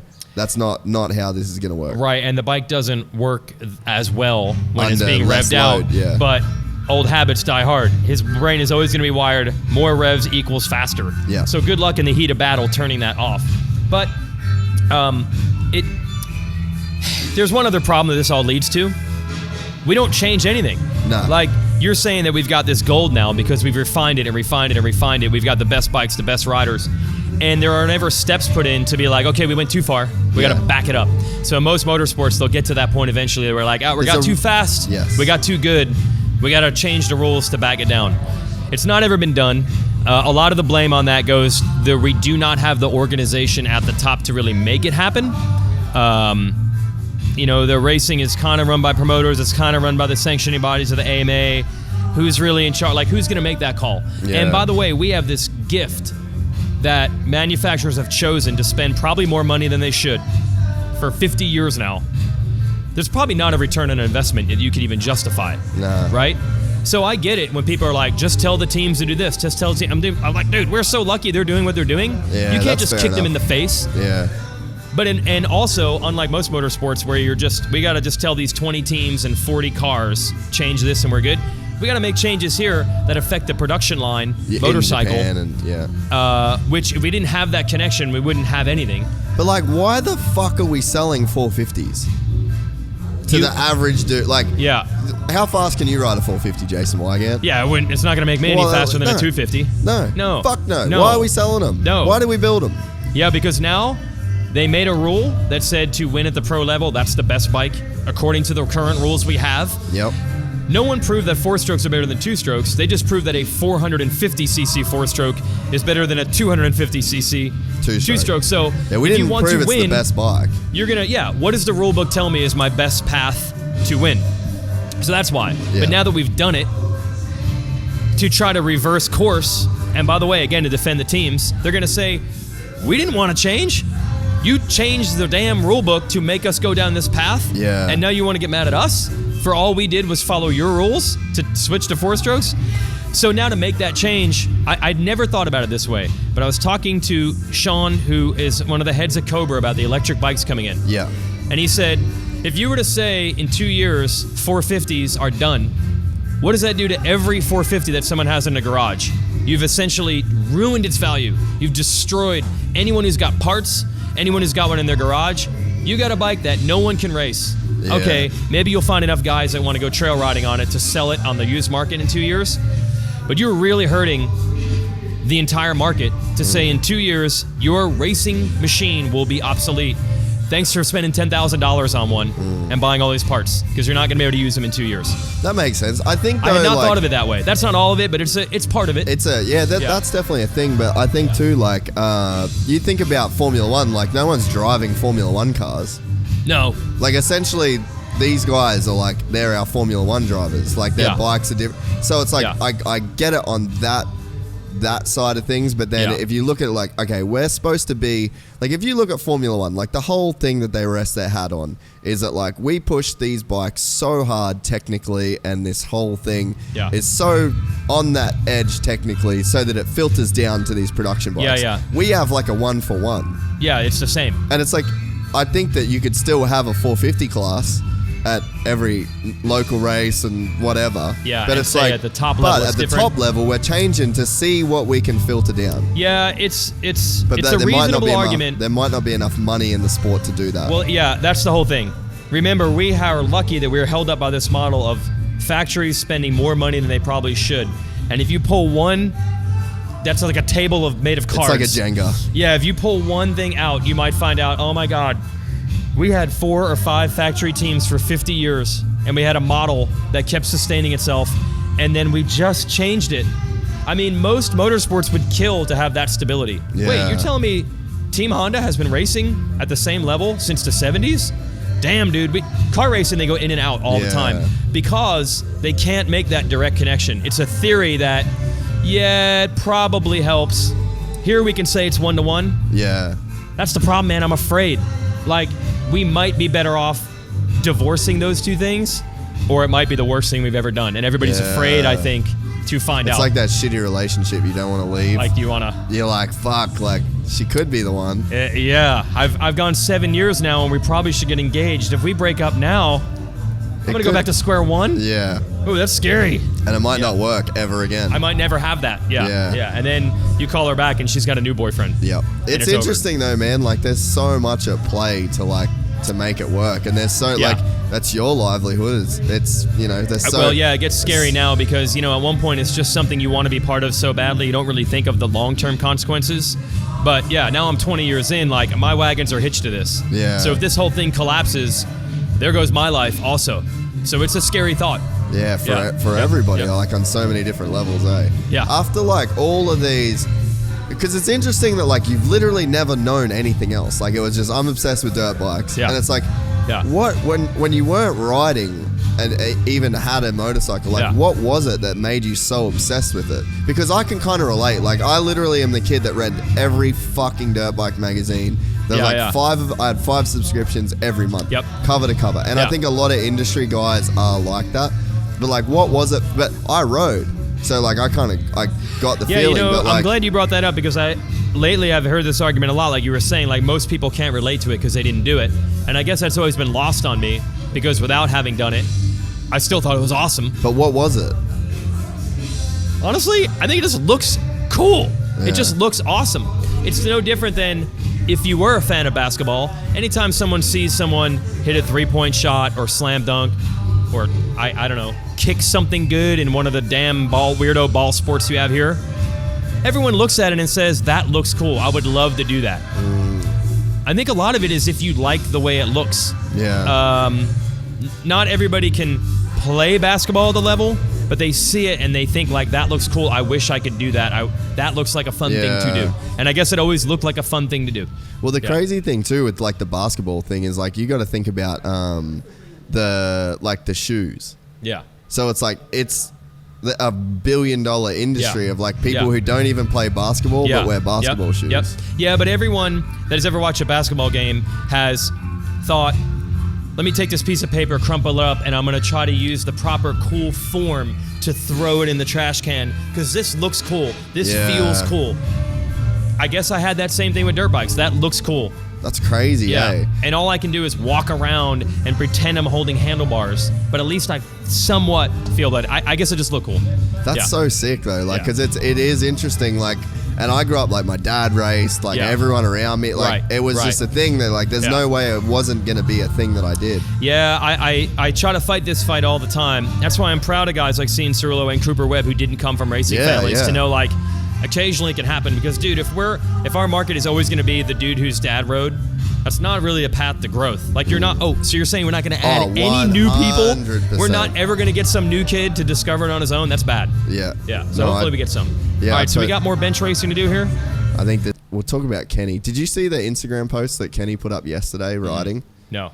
It was like some real shit. Like I'm rolling? It was like, wow. It was one of those, like, remember the old Transworld videos that Don Maeda would film of James Stewart on the Cowie test track? Yeah. And like just doing dumb shit. Yeah.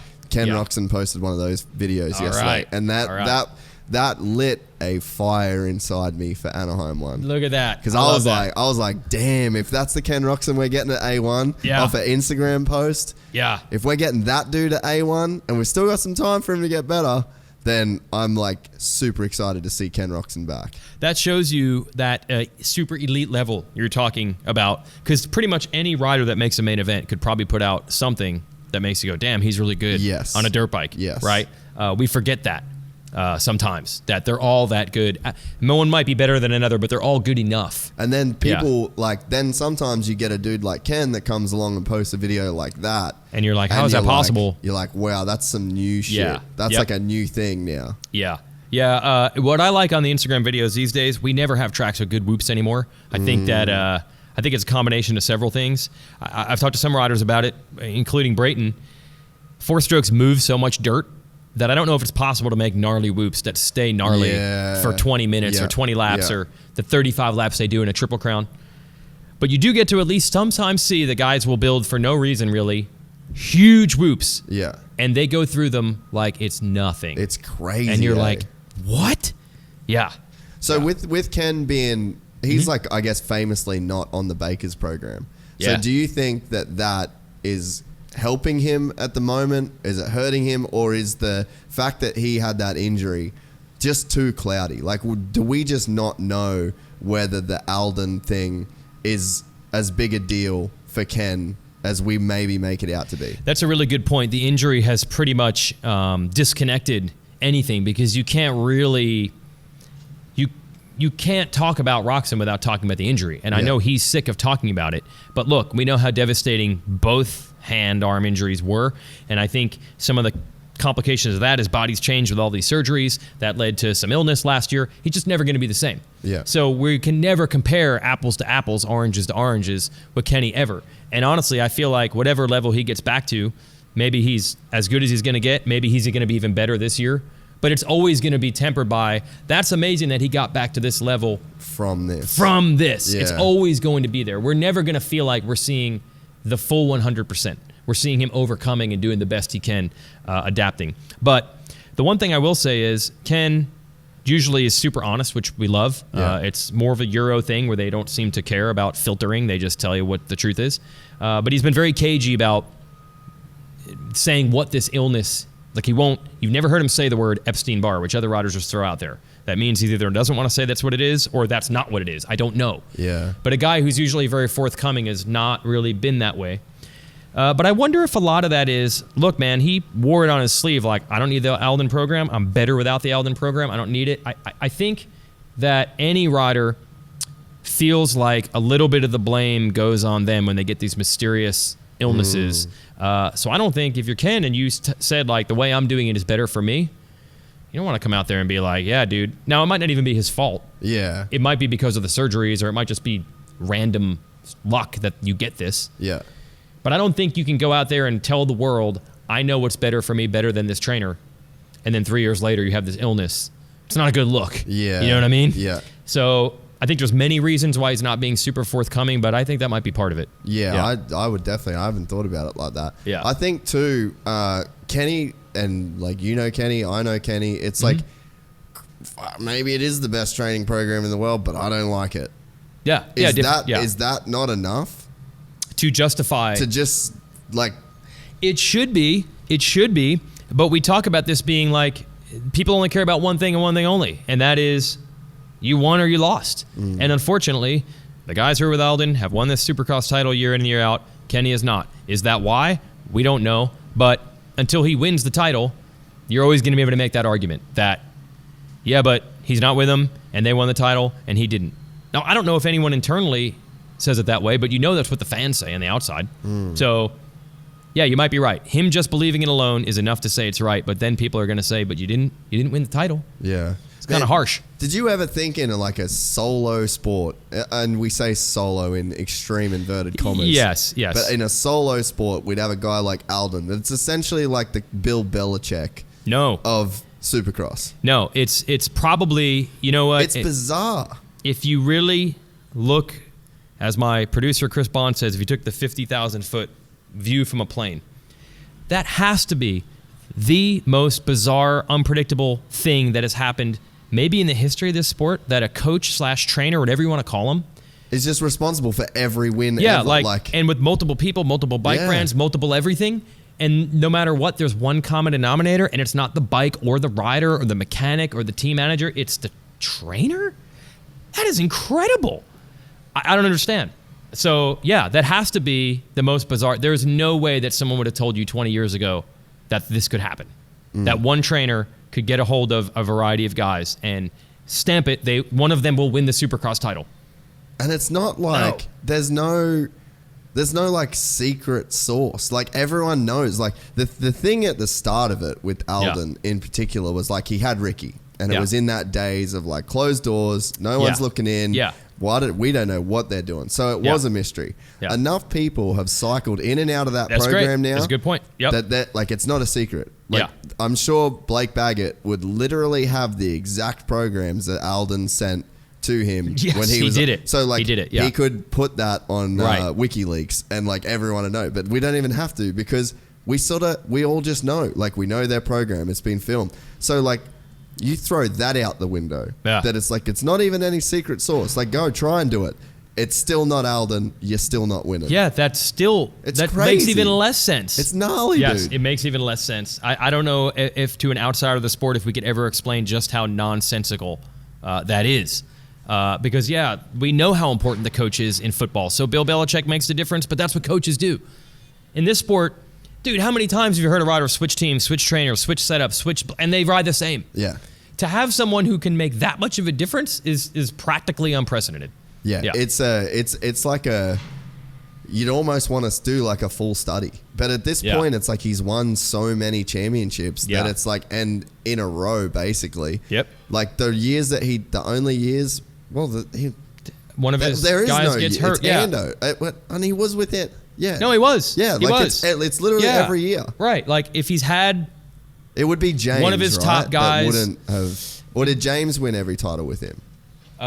In 2007, James won the title. Alden had one guy, Ricky Carmichael, who only raced half the races. Now, maybe James would have beat him straight up that year, but Ricky was only at half the races. And then the very next year, he is his trainer and wins again. Yeah. So Chad has won twice without him. Yeah. But the Alden camp can make the argument that Carmichael and Stu weren't there those years. I mean, you can go round and around and around on that argument. But for the most part, if his best dude essentially doesn't get hurt, he wins the title for we're going on almost 20 years now. Yeah. What? Yeah. That's ridiculous. It's insanity, bro. 20 years. It's 2001 Carmichael won the title. This is the 2020 season. Dude. That is insane. We're coming up on 20 years of Alden. Winning what? What are we going to say? 17 out of 20 or something? Yeah, that's ridiculous. Yeah, so it's ridiculous. The whole conversation last year on the broadcast with Ken was like, when is he going to win his first race? When's he going to win his first race? Yeah. He didn't do it by the slimmest of margins. Like, yeah, I know. Ever, literally Oh ever. my gosh. Any way you could not win it. Yeah. I feel like, is it just a foregone conclusion that Ken wins this year? In my head, it is. Yes, it is. Because, by the way, we did have the outdoor championship, and he won several races there. Yep. So I feel like at this point, oh my God, he's finally going to win again. It's not Supercross, but he's won races against the same dudes. Yeah. So I think that's kind of gone. So I don't know if that really affected him. Like, I can't get over that hump mentally. I feel like there would have been a point where he was. Like when Cooper pipped him at the post. Oh, that hurt. The way that he did. Yeah. That was... If those feelings existed in his subconscious, they were all brought to the surface that night. Like that to me is like a fan. Obviously, I know Kenny well to where like there's a personal thing there as well. Mm-hmm. As a fan though, that was like one of the more gut wrenching moments of Supercross. Like the last time I felt that weird about something, I reckon was probably when Villapoto crashed. It just felt that big. Like, it was just like, dude, you just got done dirty. Like, dirty, and that would hurt. Well, what an amazing story of, like, this guy's coming back from these catastrophic injuries, and you just want to see him get back to where he could win one race again, and that he keeps losing. He didn't just get fourth. No, he keeps not getting the win, like, by the closest margin in the history of the sport. Yeah. And that doesn't even include... Cool. Yeah. Or, one race, this is going to be the night, and Savacci falls down in front of him. Poor Savacci says he got like hate mail from people for that and death threats. I'm just saying, like, anything that could prevent you from winning, it's been like right there over and over. It's not like he's just a fifth place guy now. Yeah. So what a crazy story that is. Yeah. Yeah. Of all people, the guy coming back from the injury is the guy that's had these close losses. Yeah. No, and it just, you could just feel the emotion in it because it feels like by that point in the season, it's like everybody wants him to win. Like, I'm sure there were riders that wanted him to get a win. And it's like, for that to happen, it's just like, dude, what is he going to do? I know. And for him, look, he's got to keep the stiff upper lip, as they would say. He can't say, woe is me. I'm sure when he got pipped at the pole, as you said, a rational person in his situation would be like, if my goddamn arm wasn't so messed up, I'd smoke these dudes right now. I'm so angry. But he can't he can't feel sorry for himself. Yeah. He's got to go into every race believing, I'm good enough. I'm still the guy. I can still win. He can't come into the races with an excuse. Yeah. He's going to lose instantly, right? So unfortunately, he can't even use the easy crutch that he has. If he does that, he's done. And as an athlete, you can't even do that. No. You can't go to the race saying, well, I had a really bad arm surgery several years ago. I'm never going to win again. I almost lost my arm. Yeah. You need to race Supercross. Right. If he says that, he's done. It's like, you're a pussy, bro. No. He can't bail himself out with the most obvious excuse of all time. So in the 2020 season, is the mystery illness the broken arm of, you know what I mean? It seems like with Ken, there's always kind of been this, like, I know. There's an overarching question that needs to be answered when we go into every season. And now is the illness the broken arm again? Last time I talked to him was at Red Bull Straight Rhythm where he won, and I said, how are you feeling? And he's like, honestly, I can't tell you because I've been in like rest mode for 2 months, and he's like, I won't know until I'm in that grind. Yeah. To literally know, can I do that grind and it doesn't pop back up? Yeah. Or it does. So that's a gnarly situation where I don't think he's even going to know. And honestly, even if the season is going well, is he still, if he's feeling awesome at round 5 and he's the points leader, is he still going to be like, yeah, but we're only 5 weeks in. What about 5 more? What about 5 more? And then, like, how much is he going to be playing it safe in the first part of the season because it's, like, lingering in the back of his head? Like, dude, like, you need to, like, keep a lid on this at least until halfway. And then it's like, how many points are you going to bleed into that, and it's like, is he going to get to Daytona and he's in like 4th in points, but he's being consistent, he hasn't been burning himself out, and he's like, all right, I think this illness thing's done, I'm going to make a run, and it's too little too late. Yeah, I don't know. For whatever reason, and I don't know if this is just circumstance or something that he's programmed, most of Kenny's seasons always start out awesome, and then it kind of goes haywire. It hasn't ever started slow and then gotten better. It always starts off house of fire. I mean, I'm sure if he could figure out a way to solve that, he would have. I don't know. Again, it could just be the way it's worked out for no particular reason.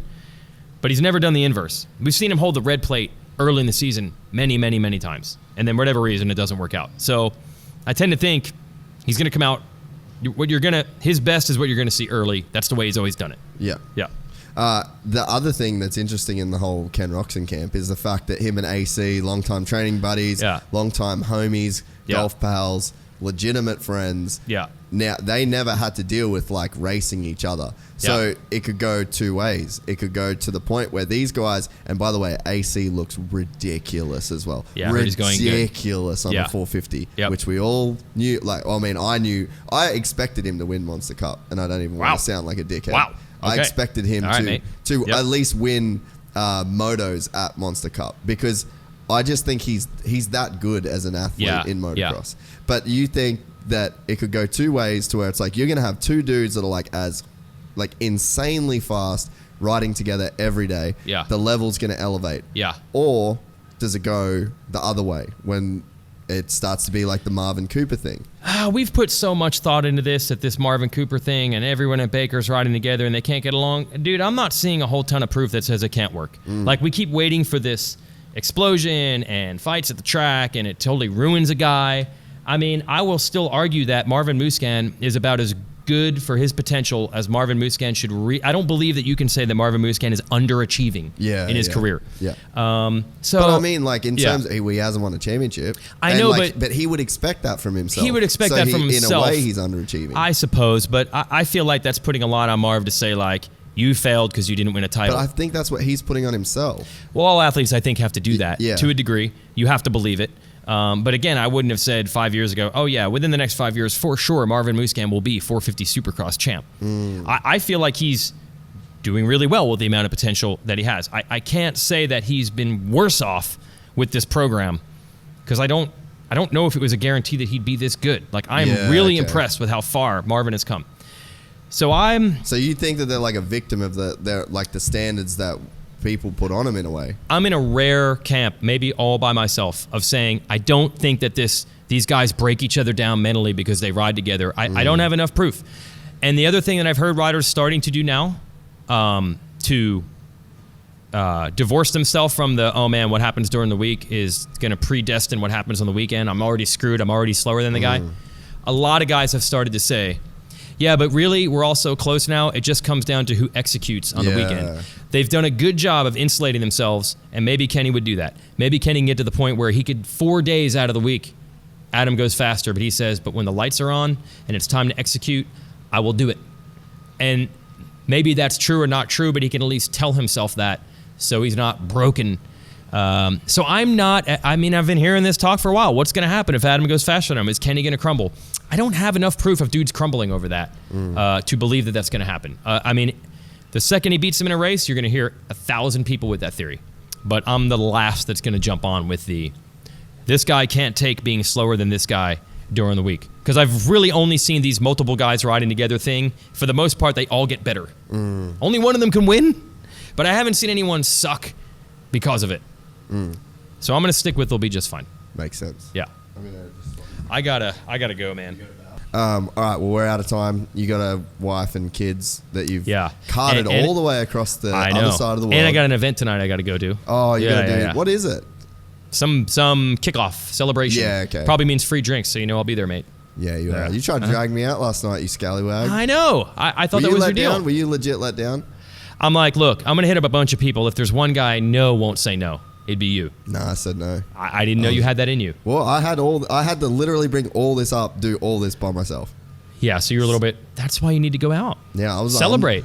After this. But that's why I said I'll party after the race. Okay, This is my race. Yeah, I've noticed compared to Auckland, where everyone was all in on the hanging out, I got a lot of, we're just here for business this weekend. Yeah. I think that Auckland party, Everybody learned a little lesson there. No, that's what it was. That's what it's like every year. Auckland's like the most fun. Oh, okay. Yeah, because and like it's a lot more serious. I kind of don't give a fuck. Like, okay. I can't take all my shit over there. I'm like taking my little camera. It's like, and I think everyone's got that attitude of like, this is for us. This race. Is the one. This is like for us. Okay. But this will be sick. The racing will be insane here. Yeah.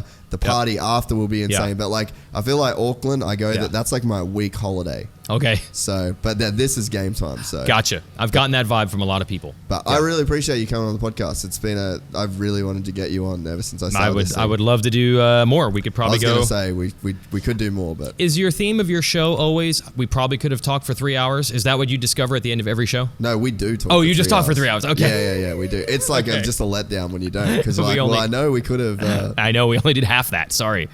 An hour and 46. Okay, a little more than half. Yeah. Okay. I'm still pumped. Jeez. Jason, does it go quick? What's the longest you've done actually? Me? Yeah. Well, my own pods, I find that the conversation works. It almost always works out. I'm like, okay, it's kind of dragging, and I look, and it's about 51 minutes. And I'm like, I can switch to totally different stuff now. Like, I try to come in with a topic, and we usually exhaust that topic. I'm not joking. It's almost exactly 51 minutes. The angle I wanted, we've got it. Now we can, like what happened here was probably 50-some minutes where we talked about our backgrounds. Yeah. And then we switched to bench racing mode. Yeah.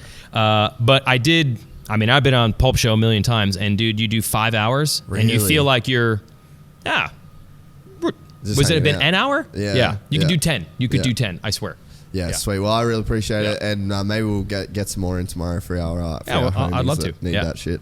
Righto, All right, Jason Weigandt. Cheers, bro. Yep.